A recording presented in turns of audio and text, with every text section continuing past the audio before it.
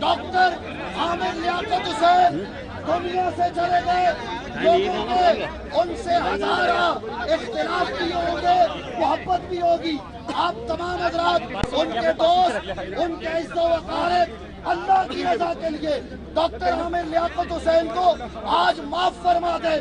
وہ اللہ کے حضور چلے گئے، وہ اللہ کی بارگاہ میں پیش ہو گئے۔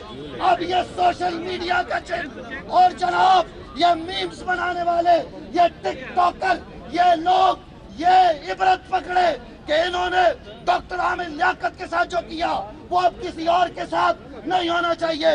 کسی کی بھی نجی زندگی میں مداخلت نہیں ہونی چاہیے، اور انسانوں کی عزت ہونی چاہیے، انسانیت کی عزت ہونی چاہیے۔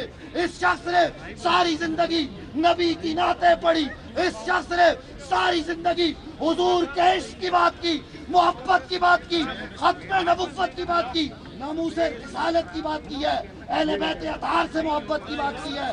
اللہ رب العالمین ڈاکٹر عامر لیاقت پر کرم فرمائے، رحم فرمائے۔